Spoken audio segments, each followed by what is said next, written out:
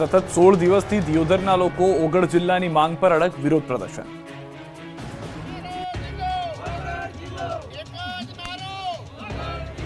એક જ માંગણી ઓગળ જિલ્લાના નારાઓથી દિયોદરના રસ્તાઓ ગુંજી ઉઠ્યા। ઓગળ જિલ્લો બનાવવાની માંગ સાથે ગુરુવારે મહારેલી કાઢી। બનાસકાંઠા જિલ્લાનું વિભાજન કરીને નવો વાવ થરાદ જિલ્લો બનાવતા દિયોદરના સ્થાનિક લોકો દિયોદરને જિલ્લો બનાવી આંગણ નામ આપો તેવી માંગ સાથે છેલ્લા 15 દિવસથી વિરોધ કરી રહ્યા છે।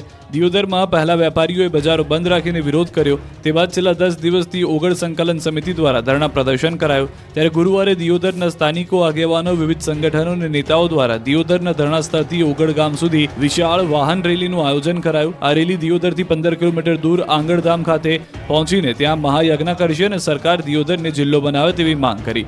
રેલીમાં હજારો લોકો જોડાયા। મહિલાઓ, વૃદ્ધો, બાળકો, યુવાનો સહિતના લોકોએ પોસ્ટર, બેનર સાથે રેલીમાં જોડાઈ ઓગળ જિલ્લો બનાવવા ઉગ્ર માંગ કરી। ત્યારબાદ ઓગળધામ ખાતે દિયોદર જિલ્લો બને તે માટે હવન કરાયો, જેમાં અનેક સંગઠનો, રાજકીય નેતાઓ, આગેવાનો સહિત મોટી સંખ્યામાં લોકો જોડાયા। બીજી તરફ બનાસકાંઠામાં વિભાજન મુદ્દે વધુ એક ભુવાજીનો વિડીયો વાયરલ થયો। વાયરલ વિડીયોમાં ભુવાજી દાવો કરી રહ્યા છે કે ધાનેરા તો બનાસકાંઠામાં જ રહેશે। ધૂણતા ધૂણતા ભુવાજી આ વેણી આપી રહ્યા છે, જે બોલને સામે બેસેલા વ્યક્તિઓ ઝીલી રહ્યા છે। વાયરલ વિડીયોમાં ભુવાજી ચુંદડી ઓઢીને ધૂણી રહ્યા છે અને ધાનેરા તાલુકા અંગે માતાજીના નામે દાવો કરી રહ્યા છે। રાજકોટમાં 80 ફૂટ રોડ પર દુકાને થયું દંગલ। રાજકોટમાં મારામારી હવે સામાન્ય બની ગઈ છે। આ દ્રશ્યો છે શહેરના 80 ફૂટ રોડ પરના સત્યમ પાર્ક સોસાયટીમાં આવેલી નીલકંઠ પાનની દુકાને ગ્રાહક અને વેપારી વચ્ચે ઝઘડો થયો।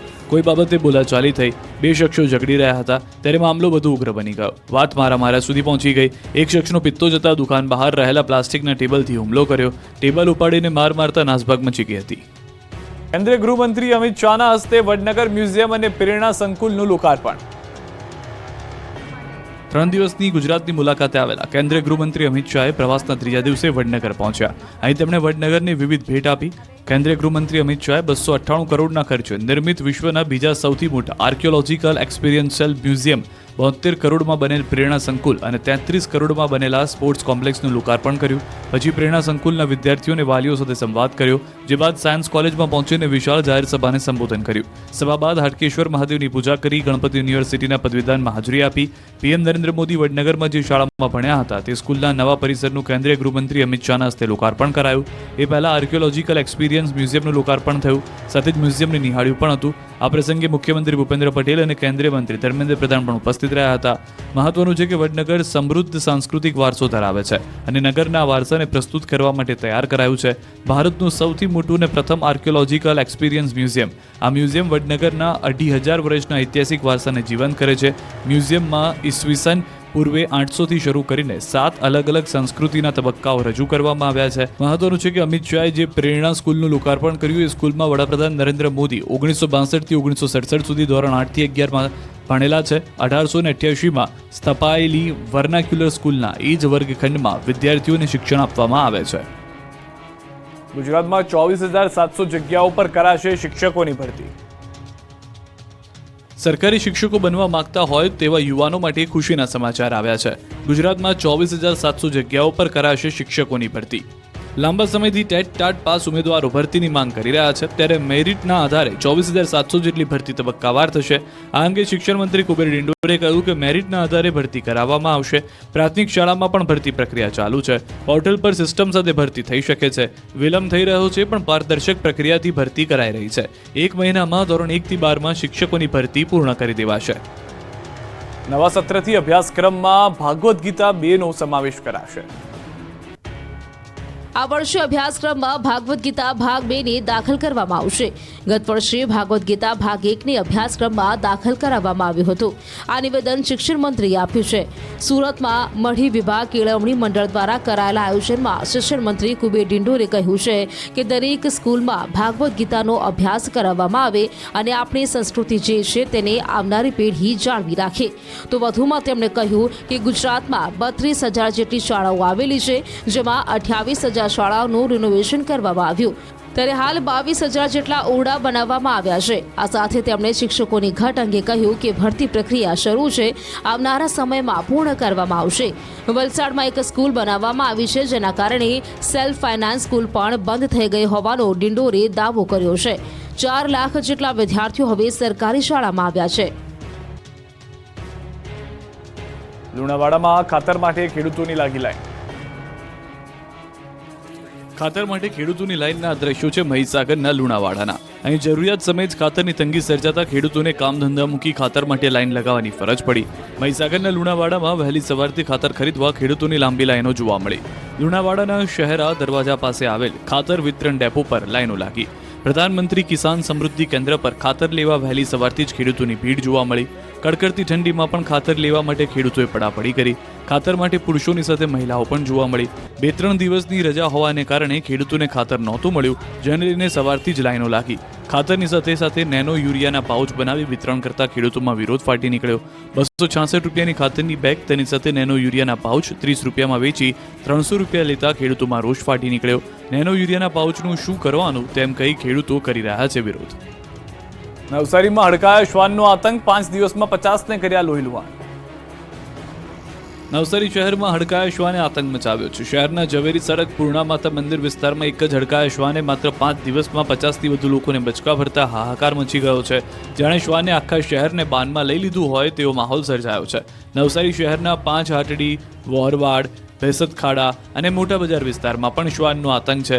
છેલ્લા 5 દિવસમાં ભેસતખાડા, ઝવેરી સડક સહિતના 5થી વધુ વિસ્તારમાં 50થી વધુ લોકોને શ્વાન કરડવાના બનાવ સામે આવ્યા છે. શ્વાન અહીં લોકોને લોહીલુહાણ કરે છે. કોઈના હાથમાં તો કોઈના પગમાં બચકા ભરી લે છે. લોકોને સિવિલમાં સારવાર લેવાની ફરજ પડી છે.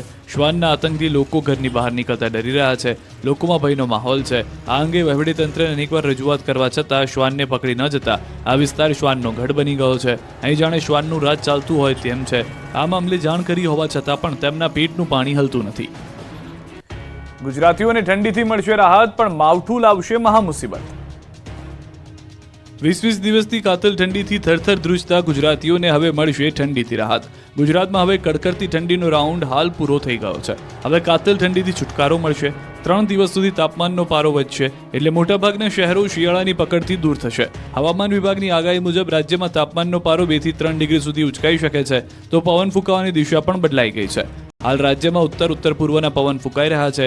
જોકે ગુરુવારે ઠંડીએ ભૂક્કા કાઢ્યા હતા. આ સિઝનમાં પ્રથમવાર અમરેલીએ નલિયાની સાઈડ કાપી હતી. રાજકોટ બાદ અમરેલીની ઠંડીએ નલિયાને પાછળ છોડ્યું. અમરેલીમાં સૌથી ઓછું 8.2 ડિગ્રી નોંધાયું, સાથે રાજ્યનું સૌથી ઠંડુ શહેર બન્યું. આ ઉપરાંત રાજકોટમાં 9.4 ડિગ્રી, નલિયામાં 9.6 ડિગ્રી, અમદાવાદમાં 4 ડિગ્રી સેલ્સિયસના ઘટાડા સાથે 12.2 ડિગ્રી, તો વડોદરામાં 17.2 ડિગ્રી અને સુરતમાં 16.3 ડિગ્રી તાપમાન નોંધાયું. 5 શહેરોનું લઘુત્તમ તાપમાન 10 ડિગ્રીથી નીચે નોંધાયું. બીજી તરફ ખેડૂતો માટે માઠા સમાચાર આવ્યા છે. ઠંડીથી ભલે રાહત મળે, પરંતુ જાન્યુઆરીના અંતમાં માવઠું મુસીબત બનીને ત્રાટકશે.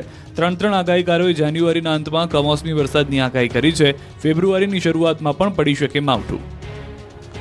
અમદાવાદમાં ફાટી નીકળ્યો રોગચાળો, વાયરલ ઇન્ફેક્શનના કેસ વધુ.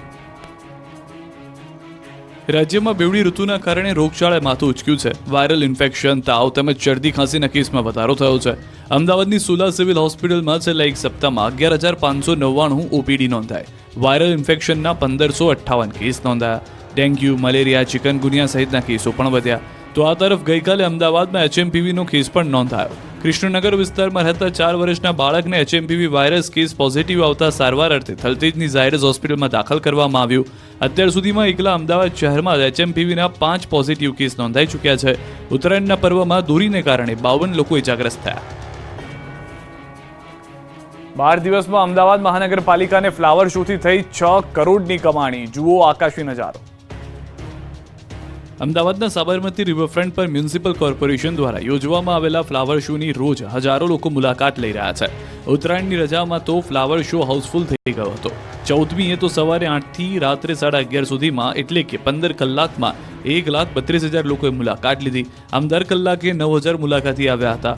2013 થી 24 સુધીમાં એક જ દિવસમાં 1.32 લાખ મુલાકાતી આવવાનો આ વખતે રેકોર્ડ બન્યો. ઉત્તરાયણની રજાના દિવસે સવારથી જ ફ્લાવર શો જોવા મોટી સંખ્યામાં લોકોની ભીડ રિવરફ્રન્ટ પર ઉમટી પડી. સૌથી વધારે ભીડ ઉત્તરાયણની સાંજે જોવા મળી. મોડી રાત સુધી મોટી સંખ્યામાં મુલાકાતીઓ ફ્લાવર શો જોવા માટે આવ્યા હતા. રિવરફ્રન્ટ અને ફ્લાવર શોમાં જાણે માણસોનું કિડિયારું ઉભરાયું હોય એવા દ્રશ્યો સર્જાયા, જેથી મ્યુનિસિપલ કોર્પોરેશનને એક જ દિવસમાં 86 લાખની આવક થઈ અને 12 દિવસમાં 6 કરોડથી વધુની કમાણી થઈ. 3 જાન્યુઆરીથી 15 જાન્યુઆરી સુધીમાં 8,10,000 લોકોએ ફ્લાવર શોની મુલાકાત લીધી, જેનાથી રૂપિયા 6 કરોડની આવક મ્યુનિસિપલ કોર્પોરેશનને લઈને થઈ. વાઇબ્રન્ટ અમદાવાદ ફ્લાવર શો 2024માં આ વખતે વિવિધ પ્રકારના 15 લાખથી વધુ ફૂલ છોડના રોપા મૂકવામાં આવ્યા છે, જે શહેરીજનો માટે અનેરું આકર્ષણ બની રહ્યું છે. આ ફૂલ છોડમાં પિટુનિયા, ગજેનિયા, બિગોનિયા, તોરણિયા, મેરીગોલ્ડ, લિલિયમ, ઓર્કિડ, ડહેલિયા, એમરન્સ લીલી, કેક્ટસ પ્લાન્ટ, જરબેરા જેવા અનેક દેશી વિદેશી ફૂલોનો સમાવેશ કરાયો અને વિદેશી ફૂલ છોડના રોપા પણ મૂકવામાં આવ્યા છે. એએમસીએ ફ્લાવર શો પાછળ 15 કરોડ રૂપિયાનો ખર્ચ કર્યો છે. સુરતમાં હીરાની ખરીદી નીકળતા બજારમાં ચમક વધી. સુરતના હીરા બજારમાં મંદીના વાદળો વચ્ચે ખુશીના સમાચાર આવ્યા છે. સુરતના હીરા ઉદ્યોગને નવું વર્ષ ફાળ્યું છે. મંદી સામે ઝઝુમતા હીરા ઉદ્યોગમાં ફરી એકવાર ખરીદી નીકળતા ઉદ્યોગકારોને હાશકારો થયો છે. સુરતમાં નવું વર્ષ ઉદ્યોગકારો માટે નજરાણું લઈને આવ્યું છે. પોલિશ્ડ હીરાનું એક્સપોર્ટ અને રફનું ઇમ્પોર્ટ કરતા ઉદ્યોગકારોમાં આનંદની લાગણી પ્રસરી છે. નેચરલની સાથે લેબગ્રોન ડાયમંડના પણ એક્સપોર્ટ અને ઇમ્પોર્ટમાં વધારો નોંધાયો છે. તો બીજી બાજુ પાતળી સાઇઝના હીરાની ડિમાન્ડ વધી છે. નવેમ્બરની સરખામણીએ ડિસેમ્બરમાં એક્સપોર્ટમાં વધારો દેખાયો. વેપારીઓના મતે નવું વર્ષ અને વેલેન્ટાઇન ડેને લઈને માંગ નીકળતા હીરા બજારમાં ફરી ચમક આવી છે. હીરાની ખરીદી બજારમાં નીકળતા ઉદ્યોગકારોને હાશકારો થયો છે. મહત્વનું છે કે દિવાળી પહેલા મોટાભાગના ઉદ્યોગકારોએ રફ હીરાના ખરીદી બંધ રાખી હતી. જે સ્ટોક હતો તે હવે પૂર્ણ થતા હવે રફ હીરાની ખરીદી વધી છે. તો માઇનિંગ કંપનીઓએ રફ હીરાના ભાવમાં 10થી 15% ઘટાડો કરતા ઉદ્યોગકારોએ ઇમ્પોર્ટ વધાર્યું છે. આંતરરાષ્ટ્રીય માંગ પણ નીકળી છે. લુણાવાડામાં તંત્રએ માર્યો લોચો. આવાસ મંજૂર કર્યા પછી દબાણની નોટિસ આપી. મહીસાગરના લુણાવાડામાં તંત્રની લાલિયાવાડી સામે આવી છે. લુણાવાડાના કોટેજ પાછળ આવાસ મંજૂર કર્યા પછી દબાણની નોટિસ આપવામાં આવતા ગરીબોના પગ તળેથી જમીન ખસી ગઈ. ગરીબ પરિવારે આવાસ બનાવી દીધું અને સરકારે તકતી પણ મારી. ત્યારબાદ સરકારને ખબર પડી કે આ તો સરકારી જગ્યા છે, જેને લઈને પ્રાંત અધિકારી સહિત લુણાવાડા નગરપાલિકાની ટીમ દ્વારા ઝૂંપડા તોડી મંજૂર કરેલ આવાસને નોટિસ આપી હતી. જેસીબી મશીન તેમજ સમગ્ર ટીમ દ્વારા ઝૂંપડા તોડી પાડવામાં આવ્યા. તંત્ર આવાસ મંજૂર કરેલ જગ્યા ઉપર દબાણ દૂર કરવા પોલીસ સાથે રાખી તંત્ર પહોંચ્યું. પરિવાર પાસે પાલિકાનો વેરો, આકારણી પત્રક તેમજ અન્ય ડોક્યુમેન્ટ હોવા છતાં સરકારી જમીન હોવાનું તંત્ર દ્વારા કહેવામાં આવતા પરિવારના માથે આપ ફાટ્યું. ઝૂંપડાઓને 3-4 નોટિસ અપાઈ અને આવાસ ધારકોની એક નોટિસ બાદ તાત્કાલિક દબાણ દૂર કરવા આવતા પરિવાર બેઘર બન્યું. આવાસના નામે સરકારી નાણાંનો વેડફાટ થતો હોય તેવું લાગે છે. હાલ તો પરિવારના માથેથી છત જતી રહી હોય તેવું જોવા મળી રહ્યું છે. જૂનાગઢમાં પાયલોટની સતર્કતાથી 2 સિંહના જીવ બચ્યા. જૂનાગઢમાં ટ્રેન પાયલોટની સતર્કતાથી 2 સિંહોને બચાવી લેવાયા. 2 સિંહો રેલવે ટ્રેક પર આવી ચડ્યા હતા. કાંસિયાનેસ અને સાસણગીર વચ્ચે સિંહ અને સિંહણ રેલવે ક્રોસ કરતા નજરે ચડ્યા હતા. તે દરમિયાન અમરેલી વેરાવળ ટ્રેન પસાર થઈ રહી હતી. ટ્રેનની ગતિ સામાન્ય હતી ત્યારે પાયલોટની નજર સિંહ પર પડતા એમરજન્સી બ્રેક મારીને ટ્રેન અટકાવી દેતા સિંહોની જાન બચી ગઈ હતી. પાયલોટ બલિરામ અને દિનેશ ચંદની સતર્કતાથી સિંહોનો જીવ બચી ગયો. જે બાદ ફોરેસ્ટ ટ્રેકર દ્વારા સિંહોને ટ્રેકથી દૂર ખસેડવામાં આવ્યા હતા. ભાવનગર રેલવે ડિવિઝનના લોકો પાયલોટ અને ફોરેસ્ટ ટ્રેકર્સની મદદથી 2 સિંહોને ટ્રેનની અડફેટે આવતા બચાવી સરાહનીય કામગીરી કરવામાં આવી. વડોદરા નગર પ્રાથમિક શિક્ષણ સમિતિના 4થા વર્ગના કર્મચારીઓ હડતાલ પર ઉતર્યા.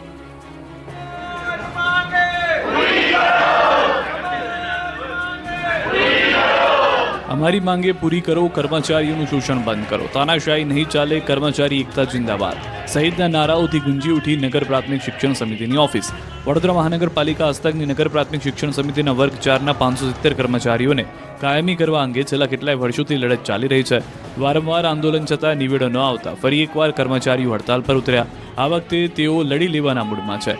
જ્યાં સુધી કાયમી નહીં કરાય ત્યાં સુધી હડતાલ ચાલુ રાખવાની ચીમકી સાથે પ્રાથમિક શિક્ષણ સમિતિના શાસન અધિકારીની ઓફિસ આગળ બેસી ધરણા કર્યા, હલ્લાબોલ કર્યો. હાથમાં વિવિધ પોસ્ટર, શરીર પર બાબા સાહેબ આંબેડકરના ફોટા સાથે રેલી કાઢી નગર પ્રાથમિક શિક્ષણ સમિતિની ઓફિસે પહોંચ્યા. નગર પ્રાથમિક શિક્ષણ સમિતિના પરિસરમાં વર્ગ 4ના કર્મચારીઓએ ભારે સૂત્રોચ્ચાર સાથે વિરોધ દર્શાવ્યો. મહત્વનું છે કે નગરપાલિકામાં 570માંથી વર્ગ 4ના હવે માત્ર 150 આસપાસ કર્મચારીઓ નોકરી કરી રહ્યા છે અને તેઓના ઘરની હાલત કફોડી બની છે અને નિર્ણય ન આવે ત્યાં સુધી આંદોલન શરૂ રાખવાની ચીમકી ઉચ્ચારી છે. સાથે જ નિવૃત્ત કર્મચારીઓએ પેન્શન શરૂ કરવા પણ માંગ કરી રહ્યા છે. હિન્દુ નામ રાખી હિન્દુ યુવતીઓને ફસાવતો મુસ્લિમ શખ્સ સુરતથી પકડાયો. સુરતમાં ફરી એકવાર લવ જિહાદનું ભૂત ધૂણ્યું છે. હિન્દુ નામ રાખી હિન્દુ યુવતીઓને ફસાવતો શખ્સ પકડાયો છે. સુરત પોલીસે જહાંગીરબાદમાં હિન્દુ યુવતી સાથે લિવ ઇન રિલેશનશિપમાં ભાડેથી રહેવા મકાન શોધતા પશ્ચિમ બંગાળના મુસીબલ શેખને પકડી પાડ્યો છે, જે બાદ તપાસમાં સામે આવ્યું છે કે પોતાનું નામ પ્રદીપ રાખી તે નામનું બોગસ આધાર કાર્ડ બનાવ્યું હતું. મુસીબલ શેખે બોગસ આધાર કાર્ડ બનાવી પ્રદીપ ક્ષેત્રપાલ નામ રાખી હિન્દુ યુવતીને પ્રેમજાળમાં ફસાવતો, ખોટા પુરાવા બનાવી રાંદેર વિસ્તારમાં રહેતો, અલગ અલગ સ્પામાં નોકરી કરતો, હિન્દુ નામ ધારણ કરી લવ મેરેજની લાલચ આપી લિવ ઇન રિલેશનશિપમાં રહેવા માટે તે હિન્દુ વિસ્તારમાં ભાડાનું મકાન પણ શોધતો. આરોપીએ પોતાના મોબાઈલ ફોનમાં એપ્લિકેશનની મદદથી ખોટા ડોક્યુમેન્ટ્સ બનાવ્યા હતા. હિન્દુ વિસ્તારમાં છેલ્લા 5-1 મહિનાથી રહેતો આરોપી પાસેથી 2 અલગ અલગ નામવાળા Aadhaar card, 1 PAN card, RC book અને 1 મોબાઈલ જપ્ત કરવામાં આવ્યો છે. ત્યારે હાલ પોલીસે ધરપકડ કરી વધુ તપાસ હાથ ધરી છે. બોગસ ડોક્યુમેન્ટથી ભારતીય બનીને સુરતમાં ફરતો બાંગ્લાદેશી પકડાયો. ભારતીય જેવો લાગતો આ શખ્સ છે બાંગ્લાદેશી. એ પણ બોગસ દસ્તાવેજ સાથે ભારતમાં ઘૂસી સુરતમાં ફરતો અને લાગી ગયો પોલીસને હાથ. સુરતમાં બોગસ દસ્તાવેજના આધારે ફરતા તમીમ યુસુફ સરદાર નામના શખ્સે રાજેશ સરદાર નામ રાખી ખોટા આધાર પુરાવા બનાવ્યા. બોગસ ડોક્યુમેન્ટના આધારે બાંગ્લાદેશી યુવક ભારતીય બન્યો. આરોપીએ બોગસ ડોક્યુમેન્ટના આધારે ભારતીય ચૂંટણી કાર્ડ, ડ્રાઇવિંગ લાયસન્સ તથા આધાર કાર્ડ બનાવ્યા. પોલીસે આ યુવકને ઝડપી પાડ્યો. આરોપીની પૂછપરછ દરમિયાન ચોંકાવનારી હકીકત જાણવા મળી. આરોપી 1.5 વર્ષ પહેલા બાંગ્લાદેશી એજન્ટ મારફતે ભારતમાં ઘૂસ્યો. આરોપી બાંગ્લાદેશના સાતખીરા બોર્ડરથી ભારતના પશ્ચિમ બંગાળ રાજ્યના બેંગાંવ ખાતેથી ભારતીય સીમામાં પ્રવેશ્યો. 1000 બાંગ્લાદેશી કરન્સી ટાકા સાથે તે ભારતમાં ઘૂસ્યો. ત્યારબાદ હાવડા રેલવે સ્ટેશન ખાતે આવી ટ્રેન મારફતે સુરત ખાતે આવ્યો.